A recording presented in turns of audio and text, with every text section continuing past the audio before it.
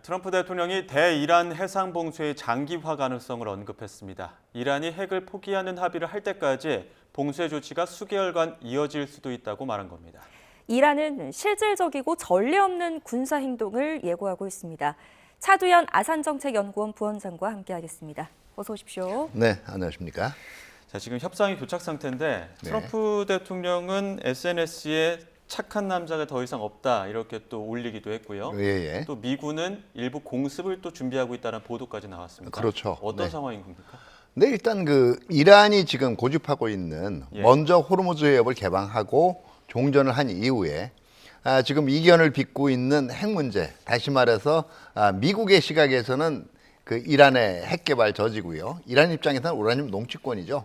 예. 이 문제는 그 이후에 논의하자라는 입장은 받아들일 수가 없다라는 겁니다. 무엇보다 이제 트럼프 대통령 입장에서는 이 전쟁을 개시한 가장 큰 이 전쟁의 정당성을 부여하는 가장 큰 원인이 사실 이란으로부터의 이 긴박한 핵 위협에 대한 제거라는 거였기 때문에 이 우라늄 농축권과 관련된 문제들은 그러니까 이란의 우라늄 농축과 관련된 문제들은 먼저 해결이 돼야 되고 이 부분은 양보할 수 없다라는 거죠.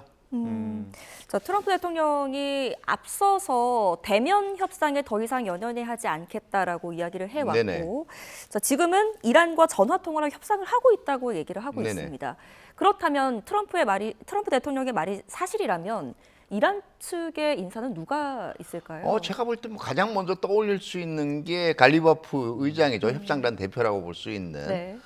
그다음에 협상단에 참가하고 있는 아라그치 그 외무장관 같은 경우도 우리가 예상해 볼 수가 있겠지만 개인적으로는 실제로 이란과 직접적으로 전화 통화를 지금 하고 있는 상황이냐. 네. 이거에 대해서는 저 의구심이 들어요. 만약에 수시로 전화를 통해서 의견을 교환할 상황이면 이게 이슬람마바드에서 마주 앉지 못할 이유도 없단 말이에요. 그러면 지금 전화 통화를 하고 있는 대상이 실제로 이란 측 인사냐?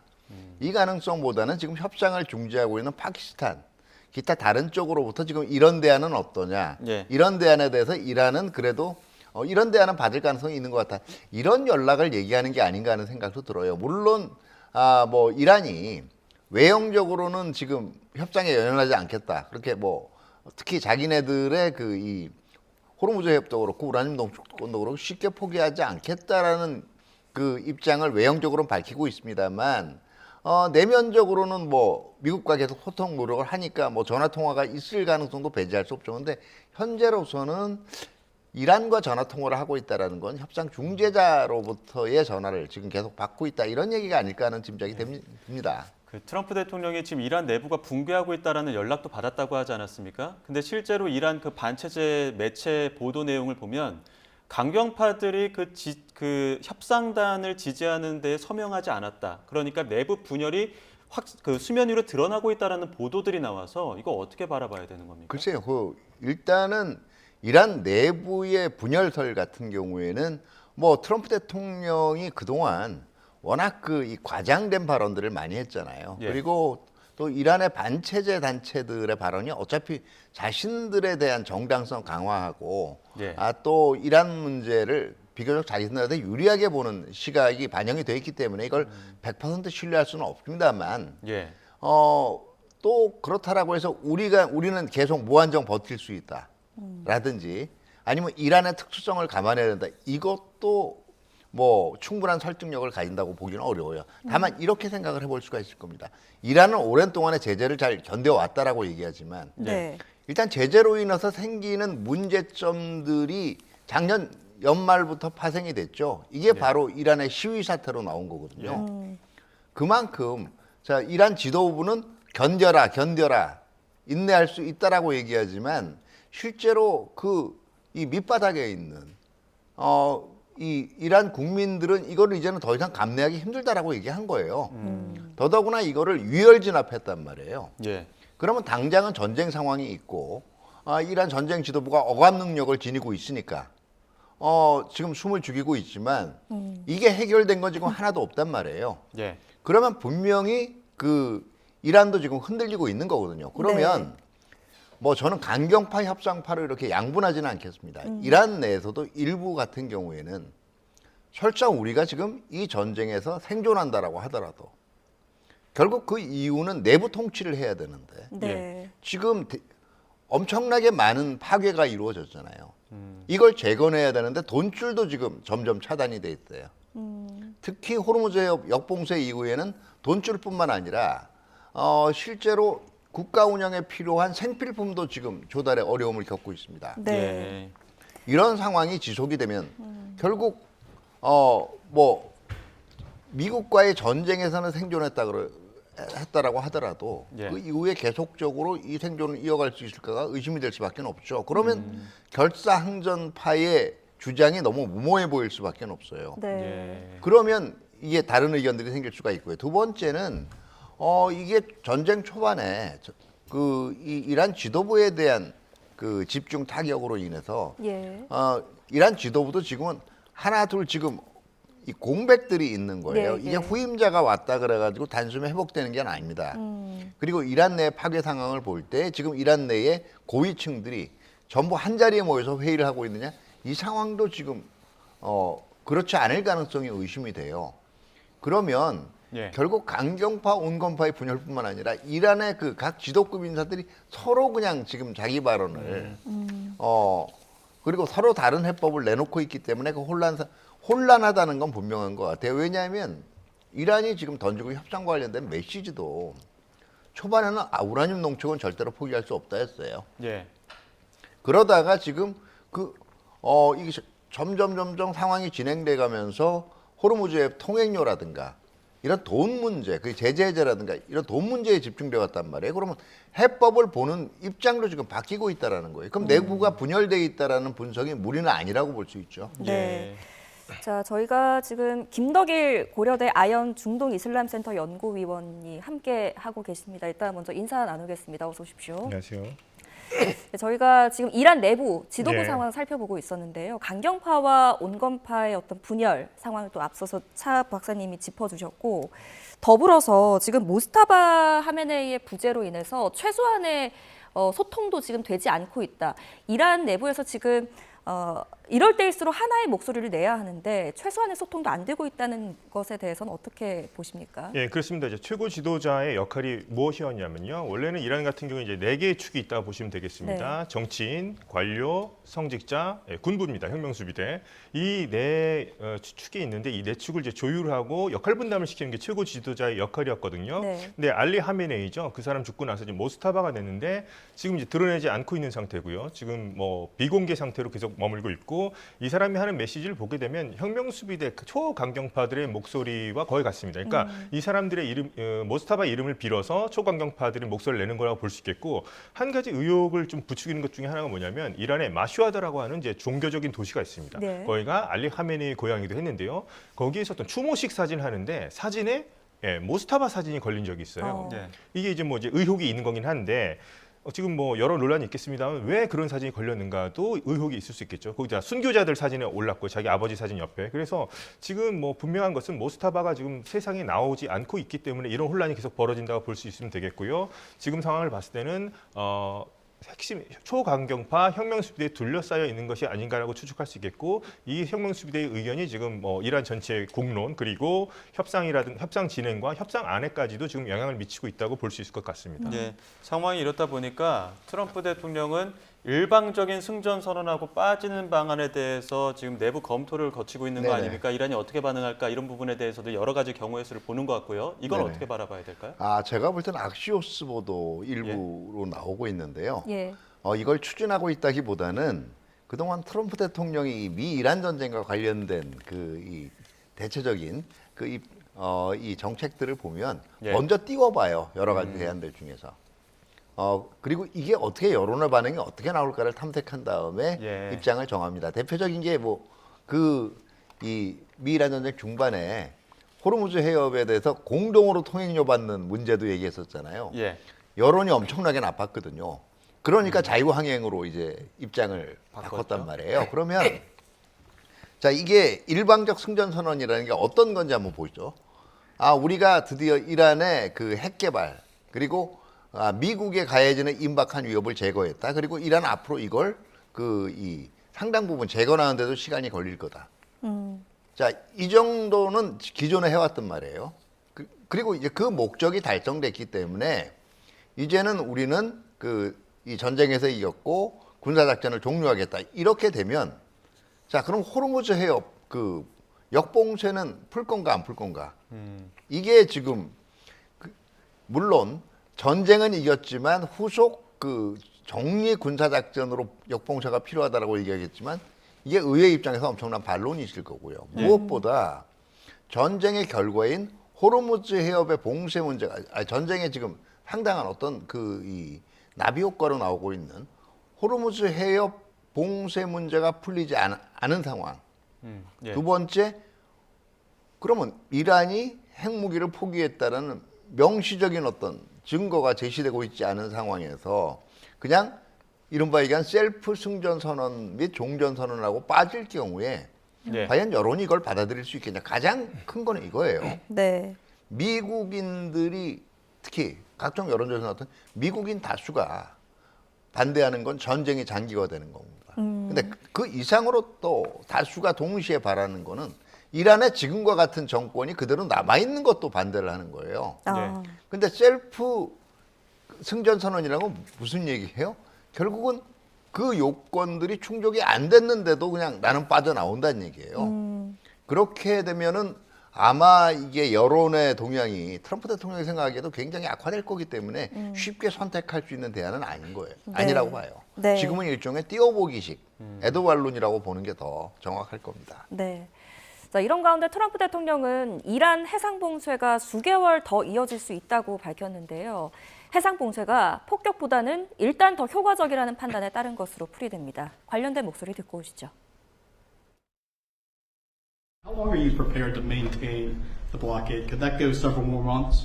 Well, the blockade is genius, okay? The blockade has been 100% foolproof. It shows how good our Navy is, I can tell you that. Nobody's going to play games. That's all they have to do, just say, we give up.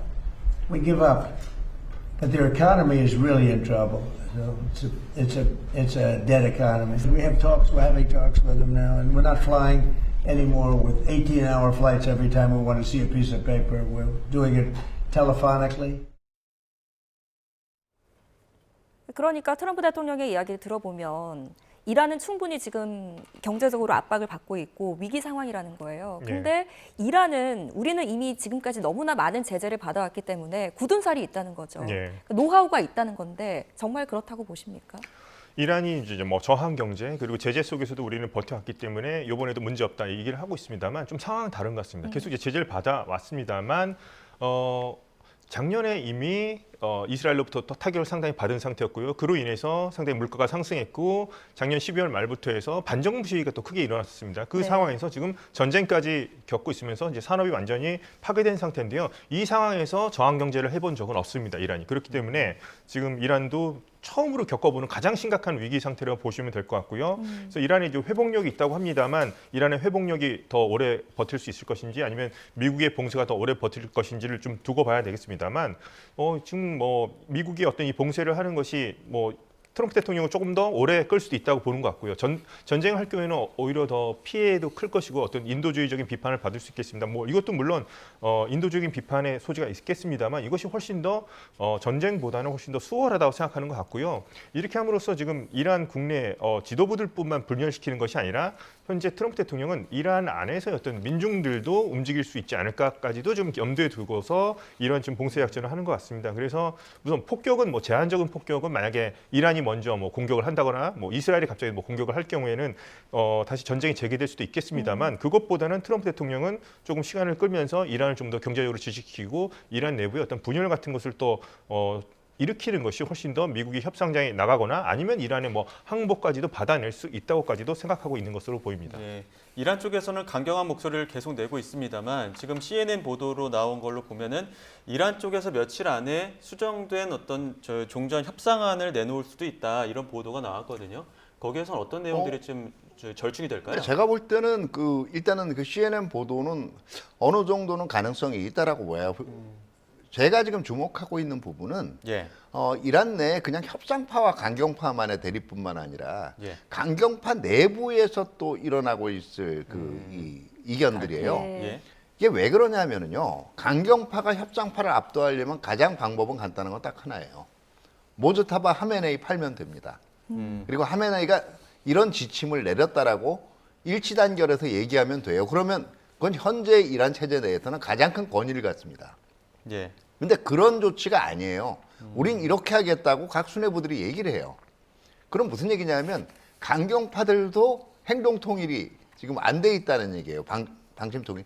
그러면 이걸 공략할 수 있는 길이 뭐냐 하면 첫 번째는 적어도 생존해 있는 강경파들이 자기들이 완전히 제거되는 게 아니라 어느 정도 낯을 살릴 수 있는 명분을 줘야 됩니다. 예. 그러면 이게 첫 번째는요. 결국은 뭐 일부에서 나오는 핵 프로그램하고 검증 이거를 핵 프로그램보다 검증 두 개가 같은 얘기예요. 네. 근본적으로는 이게 떠밀려서 하는 게 아니라 자발적인 결심에 의해서 농축 유예를 하고 예. 그리고 그 기간도 조금 더 기존에 있는 그 이 포괄적 합의, 포괄적 행동 계획, JCPOA보다 더 그 뒤로 자발적으로 그렇게 하겠다라는 조치를 얘기할 수도 있고요. 두 번째는 지금 전량 그 이 기존의 농축 우라늄의 전량 그 이 해외 반출이잖아요. 예. 이것도 그 일부는 그 국제 원자력 기구의 이 엄밀한 감시 하에 이 농축을 희석하는 방안 또는 전량 제3국 그 인도의 경우에 이게 미국을 제외한 다른 국가로 전량이 가는 게 아니라 일부를 미국이 가져가고 예. 일부를 뭐 다른 국가에 가져가는 이렇게 그러니까 일종의 지금 기존의 입장들에서 조금은 그 이란 강경파들 일부의 낯을 살려주는 있는 조치들에 발굴에 주력을 하는 것이 오히려 이제 협상 타결도 노리는 거, 협상 타결도 더 가능성을 높일 수가 있고 이란 강경파 내부에 서로 다른 이견들을 증폭하는 효과도 있을 거예요. 예. 네. 자, 미국이 군사 압박과 또 경제 압박을 동시에 가하고 있는데요. 이란의 핵 협상 전문가 리처드 네퓨라는 인물이 이런 이야기를 했습니다. 이란에 의미 있는 타격을 가하려면 다름 아닌 중국 은행을 쳐야 한다, 제재를 가해야 한다 이런 목소리를 내고 있는데 동의하십니까? 예, 그렇습니다. 이란의 어떤 지금 경제 제재를 받고 있기 때문에요. 지금 해외 달러 결제에서 지금 이제 환율이 지금 소외되어 있는 상태죠. 그렇기 때문에 이제 위안화 결제라든가 이런 뭐 중국의 그림자 선당 같은 경우도 상당 부분은 이제 중국으로 향하고 있습니다.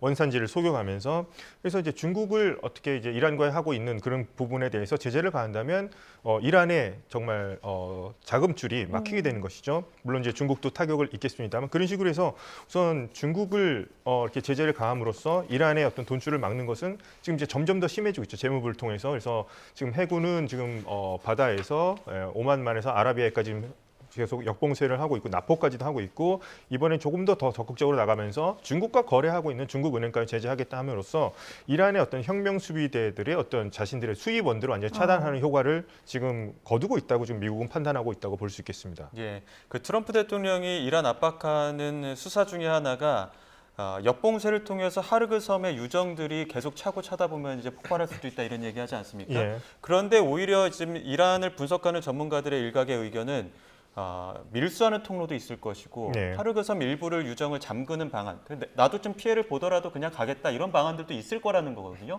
여기에 대해서 가능성은 어떻게 보십니까? 뭐 그럴 가능성 있겠습니다만 하르그 섬이 이미 이란 원유가 지금 모이는 이제 90%가 모이는 곳이기 때문에 하르그 섬을 대체할 만한 어떤 물론 통로는 있겠습니다만 당장에 대체하기는 좀 무리가 있을 거고요. 분명히 이란에 좀 타격이 있을 겁니다. 그래서 좀 계속해서 하르그 섬 아닌 우회 통로를 찾겠습니다만 지금 고육지책으로서 지금 이제 대안을 지금 모색하고 있겠습니다만 하르그 섬 같은 경우가 이제 유정이 막혀버리게 되면은 이란은 엄청난 이제 타격을 입게 되겠죠. 그것을 복구하는 데는 수개월 내지는 유정이 망가질 경우 뭐 수년이 걸릴 수도 있으니까 해서 이란도 계속해서 지금 대안을 지금 마련하고 있겠습니다만 하르그 섬의 터미널을 대체할 정도로 어떻게 육로를 개척해서 하기에는 당분간 시간이 많이 걸릴 것 같고요. 당분간의 타격은 좀 불가피해 보입니다. 네.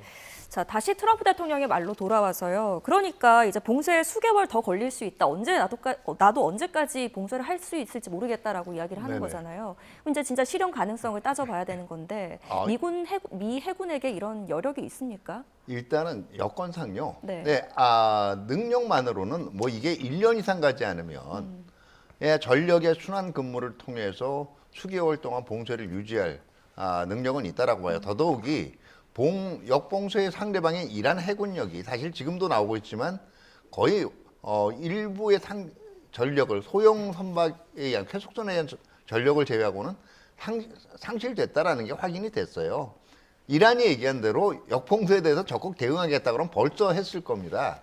근데 지금 예. 안 하고 있는 게 아니라 이 휴전 상태 때문에 안 하고 있는 건 못 하고 있는 거예요. 정확히 얘기하면 능력으로는 됩니다. 네. 근데 다만 여건이 그럴 수 있느냐? 이 첫 번째가 이제 5월 1일이 되면 미 전쟁 권한법상에 그 60일이 이제 도래를 해요. 네. 물론 전쟁 권한법을 우회할 수 있는 방법은 여러 가지가 있습니다. 근데 그동안 트럼프 대통령 자신이 계속 이 전쟁 권한법을 중심으로 한 60일 정도 이전에는 전쟁을 끝낼 수 있다라는 얘기를 계속 했단 말이에요. 네. 이 시기를 넘기면 본인도 정책으로 부담이 되고요. 자, 지금 일단은 그 트럼프 대통령에 대한 암살 미수 사건 이후로 최근 암살 미수 사건 이후로 보수의 미국 공화당 지지세의 결집 효과는 약간은 누려볼 수 있는데 이 5월이 지나고 나면 제가 볼 때는 이것도 약화돼 또 이제 이 비판적인 여론이 증폭될 가능성이 있어요. 그러니까 트럼프 대통령도 시한이 무한정 많지는 않다는 거예요. 그러면 네. 택할 수 있는 건 두 개예요. 하나는 그 전면적으로 공격을 제기하지는 않더라도 제한적으로라도 지금 선별 타격을 이거는 아마 제가 볼 때는 뭐 1, 2주 안에라도 재개될 수 있습니다. 그러므로서 이란을 이제 더더욱 압박하는 방안이 하나가 있고요. 두 번째는 이란이 요구하는 바를 들어주는 건데 이건 사실은 그러면 안 하는 이만 못한 결과를 낳게 될 수가 있거든요. 그렇기 때문에 봉쇄만 가지고 문제를 그러니까 봉쇄만 믿고 계속 몇 개월을 더 기다리겠다. 이거는 아닌 것 같아요. 분명히 봉쇄를 하면서 군사적인 압박도 조금 더 가중하지 않을까 하는 생각은 듭니다. 예, 이란에서도 조금 유화적인 메시지가 나온 게 그 이란 외교위 소속의 이란 그 의원이 지금 오만 쪽에다가 그 호르무즈 해협 관리하는 부분 제안을 했는데 오만은 거절하지 않았습니까? 예. 근데 오만이 오히려 사우디랑 같이 해서 컨소시엄을 구성하자고 했고 이것 때문에도 5월 1일 정도에는 해협 봉쇄를 좀 푸는 방안들도 이야기하고 있다라는 얘기가 나오거든요. 이 예. 가능성을 어떻게 보십니까? 지금 이제 걸프 국가들을 끌어들여서 지금 이제 같이 공동 관리하자는 얘기가 나오는데요. 우선 근데 이게 과연 이제 미국이 우선 이걸 또 동의할지뿐만 아니라 이건 이제 국제사회 동의가 있어야 되는 것이죠. 어떤 해협을 특정 국가가 이란이 이제 혼자 하기 부담스러우니까 이제 다른 나라 끌어대서 같이 하는 게 어떠냐. 결국에는 이제 수익 한번 같이 나눠서 우리 하는 게 어떻겠냐 하는 건데요.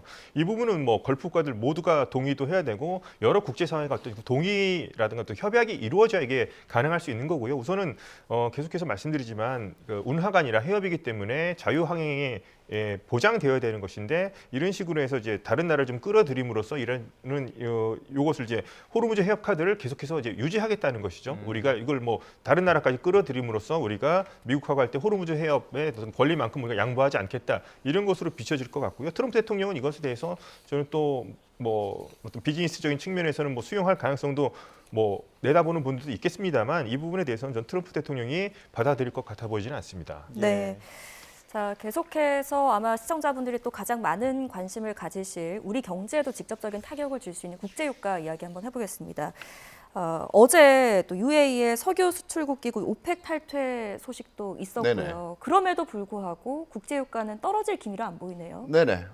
예상을 했어요. 왜냐하면 일단 UAE가 오펙을 탈퇴했다라는 건 어떻게 보면은 전반적으로 볼 때는 미국을 중심으로 한 새로운 에너지 공급망에 이제 이 구축 작업에 합류하겠다는 의사표시로도 볼 수가 있고, 네. 그러면은 그 동안의 생산량, 사우디를 주도로 한 이 걸프 국가들 위주의 생산량 통제에서 보다 자유로워질 수가 있겠죠. 예. 그러니까 중장기적으로 보면 분명히 그거는 트럼프 대통령 입장에서도 유리한 거라고 볼 수 있어요. 네. 다만 이게 단기적인 시각으로 보면 사실은 미이란 전쟁 중에서 가장 많은 피해를 입은 국가 중에 하나가 UAE란 말이에요. 그리고 원유 생산 시설하고 LNG 생산 시설에 대한 일부 타격도 있어요. 그러면 증산을 지금 할 수 있느냐? 정말 증산이 필요하다고요. 다시 말해서 공급이 당장 늘어날 거라는 지금 이 전망 자체가 불투명한 거죠. 그다음에 그럼 생산을 했다라고 해도 그걸 이 실어 나를 수 있는 호르무즈가 여전히 막혀 있어요. 그러면 시장이 보기에는 뭐 중장기적으로는 분명히 긍정적인 거지만 이게 단기적으로 원유 수급은 더 어려워질 수밖에. 그러니까 유가가 지금 오르고 있는 거죠. 다만 유가가 오른다라고 해서 이게 지금 미이란 전쟁 직후처럼 폭등 수준은 아니거든요. 네. 그러니까 적어도 개인적으로는 제가 볼 때는 이 휴전이 호르무즈 해협이 개방된 상황에서 종전이 된다라고 하더라도 수개월 동안은 계속 국제 유가는 불안할 거예요. 왜냐하면 완전한 안전항이 이루어지는 데는 예. 지금 상황으로는 적어도 3, 4개월은 걸립니다. 예. 규례 문제도 있고요. 예. 그렇기 때문에 이게 지금 유가에는 그렇게 큰 영향을 못 미치고 있는 거죠. 장기적으로는 유가가 좀 떨어질 것이라는 분석도 나와서 트럼프 대통령도 반기는 분위기이긴 한데 UAE의 최근의 목소리는 어떻습니까? 파키스탄을 향해서는 빌려가도 갚으라고 하고 네. 있고 또 오펙을 탈퇴하면서 사우디 주도의 움직임에서는 우리는 벗어나겠다 이런 이야기를 하고 있거든요. 중동 정세가 좀 급변하고 있는 모습도 있는 것 같아요. 그렇습니다. 이제 UAE 같은 경우 좀 특수한 관계였던 게 이스라엘과 이제 국교를 수립을 했습니다. 아브라함 네. 협정에 의해서. 그래서 이번에 이스라엘군이 아랍 국가에 아이언돔을 이제 설치했고요. 아이언돔 운용 부대까지 보냄으로써 아랍 국가 이스라엘 군도 이제 파병이 된 상태죠. 그래서 이스라엘과 아랍에미리트의 관계는 이제 상당히 점점 더 이제 가까워질 거라 보시면 될 것 같고요. 미국도 이제 아랍에미리트 같은 경우도 이제 사우디와 어느 정도 좀 경쟁적인 관계에 있는데 이제 오페크라고 하는 트럼프 대통령이 말하는 것처럼 석유 카르텔에 묶여 있을 경우에는 자신들이 지금 AI 허브도 만들려고 하고요. 뭔가 이제 석유를 빨리 팔아서 그 수입으로다가 경제를 완전히 좀 전환시키려고 하고 있는데 그것에 좀 불만이 있었던 것이죠. 그래서 사우디 주도의 오페크 경제에 대해서 그런 점에서 이번에 하여튼 아랍에미리트가 뭔가 좀 상당히 좀 독자적인 행보로 나가고 있습니다. 그래서 미국과는 좀 더 가까워질 것 같고 이스라엘과 더 가까워지면서 미국과 이스라엘의 아랍에미리트 세 축이 아마도 이제 걸프 지역에서 어떻게 큰 영향을 미칠 것 같고요. 이 부분에 대해서는 이제 사우디와는 뭐 안보 부분에서는 이란 때문에도 협력을 해야 되겠습니다만 경제적인 부분이든 이런 부분에서는 앞으로 전 걸프 지역의 미래를 놓고서 사우디와는 또 계속해서 경제적으로 외교적으로 이제 경쟁 관계에 들어설 가능성이 높아 보입니다. 네. 예. 자, 최근 아랍에미리트 행보에 대해서 러시아 재무장관도 목소리를 냈습니다. 이렇게 UAE가 오펙에서 나가서 기름을 쏟아내기 시작하면 나만 손해볼 수 없지라고 하면서 다른 나라들도 이제 그렇죠. 이런 행보에 동참할 수도 있는 거 아닙니까? 그러니까 러시아는 일단 우리는 안 나가고 끝까지 버틸 거야라는 목소리를 냈습니다. 네네. 이거 다른 나라들에게 동요하지 말라 이런 메시지 낸 걸까요? 개인적으로는 이거는 뭐 러시아가 전체적으로는 오펙의 결동력을 걱정을 했다기보다는 결국은 그동안 세계 원유 공급 시장에 중점에 있었던 오펙과는 다른 네. 특히 미국 중심의 그 새로운 원유 공급망이 탄생하는 거에 대한 일종의 견제 의지가 더 강하다라고 봐야 되고요. 예. 그리고 러시아 자체가 어떻게 보면 지금 상대적으로 러시아 우크라이나 전쟁 기간 동안 중근동 국가들에 미치는 영향력은 상대적으로 좀 손해를 봤어요. 그렇기 때문에 러시아가 나는 남겠다. 다 러시아 뛰쳐나갈 걸로 생각 안 했을 거예요. 어차피. 네. 그렇기 때문에 그 미치는 영향은 제가 볼 땐 그렇게 크지 않다라고 볼 수가 있습니다. 예. 자, 트럼프 행정부가 또 현재까지 이란과의 전쟁에 쓴 비용이 250억 달러, 우리 돈으로 약 37조 원에 달하는 것으로 확인이 됐습니다. 헤그세스 미 국방장관의 발언이 있었는데요. 듣고 오시죠. So approximately at this day, we're spending about $25 billion on Operation Epic Fury. Most of that is munitions. There's part of that is obviously O&M and equipment replacement. So Their- much so their that we had to facilities start were a bombed war. and obliterated. Their ambitions continued, and they're building a conventional shield. All right, of let me missiles. try again. It's the North Korea strategy. You know this very well. The North I Korea know. strategy was use conventional missiles to prevent anybody from challenging them, so they could slow walk their way to a weapon. 정확한 수치를 이제 미 국방장관이 이야기를 한 겁니다. 전쟁 비용으로 한 37조 정도 들었다고 얘기했는데 이 분석에 대해서는 어떻게 좀 판단하십니까? 예, 그렇죠. 이번에 이란이 이제 저가의 어떤 드론이라는 미사일 공격을 했었고요. 그것을 요격하는데 미국 측 패트리어트라든가 이제 사드 같은 게 막으면서 상당히 이제 비싼 그런 요격 미사일을 사용했기 때문에 뭐 가성비 대결에서 이란이 좀 이제 미국을 좀 소모시키는데 좀 효과적이지 않았나 그런 얘기도 있었고 상당 부분이 뭐 지금 뭐 유지 보수 운용비도 있겠습니다만 아마도 그런 이제 탄약 비용 같은 것으로 많이 좀 지출된 것으로 볼 수 있겠습니다. 그래서 비용도 엄청나게 많고 이제 문제는 이제 만약에 전쟁이 재개될 경우 아니면 이제 앞으로 이제 중국도 이제 견제하기 위해서는 인도태평양 지역으로 옮겨야 되는데 그만큼 소비된 어떤 물자라든가 탄약 같은 것들이 이제 빨리 보충될 수 있느냐 이제 그것이 문제일 것 같습니다. 그래서 그 부분에 대해서는 미국이 계속해서 고민을 할 것 같고요. 근데 미국이 이제 보통 이제 천조국이라고 불렀었는데요. 2027년도 예산 같은 거 보면 이제 드디어 2,000조국에 이제 도달하게 될 것 같습니다. 그래서 그런 부분을 봤을 때 미국이 어떤 군비를 증강하는 흐름 속에서 어떤 이런 부분들을 물자 부족 문제, 탄약 부족 문제가 어느 정도 빨리 이제 해결이 될 수 있을지를 조금 더 지켜볼 필요가 있을 것 같습니다. 네. 근데 뉴욕타임스에 따르면 이런 이야기를 했더라고요. 국방부가 애초에 이 전쟁을 위해서 요청했던 2천억 달러보다는 현저히 적은 규모다. 그리고 초반보다 첫 6일 동안 쓴 비용이 110억 달러를 넘었다고 추산했던 것과 비교하면 지출이 크게 둔화됐다 이런 이야기를 하거든요. 네, 그러니까 그거는 이제 지금 전쟁 양상이 조금씩 초반에서 중반으로 변하면서 일어난 그 일이라고 봐요. 상황이라고 봐요. 왜냐하면 전쟁 초반에 그 진행되는 걸 보면요. 네. 전쟁 초반에는 이제 주로 해군의 토마호크 미사일이나 아니면은 이제 그 공중 폭격을 통해서 그러니까 동원되는 장비들 자체가 고가고요. 요격 자산도 비교적 고가를 활용을 했어요. 네. 그러다 그다음에는 이제 상대적으로는 조금 뭐 그것도 엄청난 고가입니다만은 이제 항공 전력들을 활용을 했단 말이에요. 그러다 보니까 이제 피해도 발생을 했고요. 예. 그다음에 아마 뉴욕 타임스가 처음에 생각을 했을 때는 한 꾸준히 60일 동안 군사 작전 할 이 예상까지 했기 때문에 이렇게 엄청난 규모가 나온 거고요. 예. 중간에 휴전이 있었잖아요. 네. 네. 그러다 보니까 이제 상대적으로 뭐 절약하려 그래서 한 게 아니라 상황의 변화에 그리고 작전 개념 변화에 따라서 이게 비용의 절감 효과가 어떻게 보면 절감이라 그러기는 네. 뭐하지만 네. 예상 비용보다 낮은 지금 상황이 발생을 한 거고요. 원래 지금 규모 보면 내년도 같은 경우에는 지금 어쨌든 국방부가 미 의회에 제출하는 거지만 40% 이상이 지금 증액된 규모예요. 예. 그러면 이게 보통 과거에 이라크전 때도 그랬고 미국이 어떤 아프가니스탄 그 테러와의 전쟁 때도 그랬고 미국의 국방비가 갑자기 급증하는 시기가 있습니다. 이게 대부분 전비예요. 네. 그러니까 이번에도 이란 전쟁이 있었기 때문에 내년도 예산안은 그만큼 늘어날 수밖에 없고요. 이 내년도 예산은 주로 어디 쓰이냐면은 첫 번째가 이제 상당한 고가의 탄약들을 사용을 했잖아요. 이게 비축량도 비축량이지만 네. 지금 얘기가 나왔지만 미국이 이제 앞으로 중심적인 어떤 이게 각축 지역으로 두고 있는 인도태평양 지역에 있는 전력의 공백 상태를 막기 위해서라도 이건 빨리 채워놔야 돼요. 채워놓는 건 물론이고 이번 전쟁의 교훈을 통해서 새로이 더 보강할 드론 전력이라든가 그리고 이번에 소모량을 알았잖아요. 한번 주요 전구에서 할 수 있는.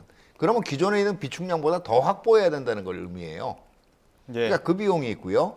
그 다음에 이번 전쟁을 통해서 이제 지금 또 손실이 됐던 고가의 항공기라든가 공중급유기 예. 또는 이 전자전기, 조기 경보기 이런 것도 조기에 또 보충을 해야 됩니다. 미국의 작전 개념이 그대로 효과적으로 작동을 할 수 있으려면은요. 예. 마지막으로 또 소요가 이번에 이란으로부터 공격을 받은 이 중근동 내 미군 기지에 대한 그 유지 보수비, 예. 이런 것들까지가 반영이 되다 보니까 저 금년 대비 한 40% 이상이 드러난 물론 이게 의회에서 그대로 통과될 거라는 이 보장은 없습니다만 예. 계산이 나온 거죠. 미국은 미국 입장에서 굉장히 많은 돈을 썼지만 비대칭 전력으로 이란이 대응한 부분도 있겠지만 사실 기본적인 체력이 다르지 않습니까? 네. 갖고 있는 돈도 다르고 네. 그러다 보니까 이란도 이란 내부에서 지금 경제적으로 엄청난 타격을 입었다고 하고 국민들도 엄청난 괴로움에 시달리고 있다고 하는데 이란 내부 상황은 좀 어떻게 듣고 계십니까? 상당히 안 좋다고 볼 수 있겠죠. 지난 12월 28일 날에 이제 그 당시 이제 전통시장 상인들이 거리로 나왔을 때가 1달러당 이제 시장 환율로 봤을 때는 이제 140만 리알이라고 했었는데요. 지금 180만 리알까지 화폐 가치, 이란 화폐 가치가 폭락했습니다. 예. 그리고 이제 물가 상승률 또한 지금 뭐 70% 그리고 뭐 생필품 물가 같은 경우에는 뭐 세 자릿수까지 이제 상승했다고 하니까요. 물건이 있다고 하더라도 돈이 없어서 지금 이란 국민들은 물건을 살 수 없는 그런 상황에 있습니다. 그래서 상당히 지금 민생은 상당히 힘들다고 볼 수 있겠고요. 이것은 근데 이제 뭐 이란 혁명 수비대는 그래도 가장 먼저 이제 자원의 배분을 받는 집단이기 때문에 아직까지 이란 혁명 수비대는 흔들리고 있지 않습니다만 이란 혁명 수비대도 이 상황으로 이제 계속 간다면은 해상 역봉수가 계속된다면 흔들릴 가능성도 상당히 높다고 볼 수 있겠고 이렇게 될 경우에 지금 이란 내부에서 지금 국민들이 지금 되게 결속되어 있는 것처럼 많이 보여주고 있죠. 이란 국영 매체에서는 뭐 이렇게 퍼레이드도 하고 시민들이 나와서 지지 집회도 합니다만 반드시 이제 그렇게 볼 수는 없다는 것이죠. 현 체제에 대해서 불만을 가진 사람들이 많고 이러한 역봉쇄로 인해서 경제 위기를 겪었을 때 그 비난의 화살이 미국으로 향할 것인지 현 정부로 향할 것인지를 봤을 때 현 정부에 대한 불만을 가진 사람들이 저는 상당히 꽤 된다고 봅니다. 그래서 이란이 지도부도 지금 뭐 온건파, 강경파 안도 지금 분열되어 있습니다만 이란 국민들도 지금 상당 부분 불만을 가진 사람들이 많고요. 이것이 지금 임계점까지 도달했을 수도 있고 이것이 과연 폭발할 수도 가능성이 전혀 없다고는 지금 볼 수 없는 상황이라고까지 볼 수 있겠습니다. 네. 자, 이런 가운데 러시아 푸틴 대통령과 트럼프 미국 대통령이 장시간 통화를 했다고 하거든요. 이 통화에서 푸틴 대통령이 이란 문제 돕겠다. 인즉슨 우리가 이란의 핵물질 맡아줄게라고 이야기를 했을 가능성이 나오고 있거든요. 근데 네네. 트럼프 대통령이 이렇게 이야기를 했대요. 내 전쟁 돕기보다는 너희 전쟁 먼저 끝내라. 우크라이나 전쟁이나 빨리 예. 끝내라. 지금 이거 뭐 그렇게 사실상 하는 거죠. 러시아의 중재 역할을 거부했다 이렇게 봐야 됩니까? 네, 그러니까 중재 역할이라기보다는 러시아가 여기서 일정한 지분을 지금 가지려고 하는 걸 경계했다라고 볼 수가 네. 있겠죠. 지금 흔히 얘기되는 트럼프 대통령 같은 경우 권위주의적인 지도자들을 좋아하고요. 또 브로맨스라 그래서 서로 호흡이 잘 맞는다고 얘기하지만 이게 트럼프 대통령이 바라는 세계관을 정확히 알아야 됩니다. 예. 예. 미국의 패권은 여전히 유지가 돼야 돼요. 그렇기 때문에 이 중국의 경우 흔히 제1도련선이라 그러는 예. 그 인도 태평양 지역의 주요 그 미국의 우방 동맹국들이는 거기 밖으로는 나오면 안 되는 거예요. 영향력을 가지고 있대. 러시아의 유럽 지역의 일부 영향력을 가질 수는 있어요. 그러나 러시아의 영향력 역시 유라시아 일부로 러시아 영토와 유라시아 일부 지역으로 국한되는. 그러니까 어떤 얘기냐면 서유럽 지역이나 예. 그다음에 기존에 러시아가 공을 들였던 중남미 지역에서의 손을 떼고 중근동 지역도 더 이상 침 흘리지 말란 얘기예요. 예. 그럼 당연히 트럼프 대통령 이 관점에서 볼 때는 러시아가 여기 껴서 또 한 번 그리고 그동안 미국이 나름대로 트럼프 대통령 생각으로는 굉장히 공을 들여서 지금 이란을 다룰 수 있는 여건을 조성을 했는데 거기 은근히 들어오겠다? 용납 못 하겠다는 얘기죠. 네. 네, 지금 화면 보시는 것처럼 얼마 전에 이란 아라그치 외무장관이 2차 협상 불발되고 나서 푸틴 대통령 만나지 않았습니까? 네. 푸틴 대통령이 잘 들었고 잘 전달할게 이렇게 얘기를 했습니다. 그리고 나서 트럼프 대통령과 전화 통화를 했는데 그게 다 불발된 거거든요. 네. 협상은 더 멀어지는 겁니까? 우선 지금 뭐 협상 같은 경우 이제 파키스탄이 중재를 하고 있으니까요. 이제 갑자기 이제 러시아가 판에 들어와서 우리가 대표적으로 중재를 할게 그러면서 또 트럼프 대통령 본인이 어떤 스포트라이트를 받고 싶지 푸틴이 갑자기 어떤 평화의 중재자처럼 나타나는 것을 원치 않을 것 같습니다. 그리고 역시나 러시아는 우크라이나 전쟁부터 해결하. 만약에 러시아가 중재 역할을 해서 여기에 개입을 하게 되면 그만큼 또 러시아 우크라이나 전쟁에서도 미국이 어느 정도 또 러시아의 권리를 또 인정해줄 부분도 있으니까요. 예. 그런 부분에 대해서 일단 트럼프 대통령이 선을 긋는 걸로 볼 수 있을 것 같습니다. 예, 알겠습니다. 여기까지 듣겠습니다. 지금까지 차두현 아산정책연구원 부원장, 김덕일 고려대 아연 중동 이슬람센터 연구위원 두 분과 함께했습니다. 고맙습니다. 네, 감사합니다.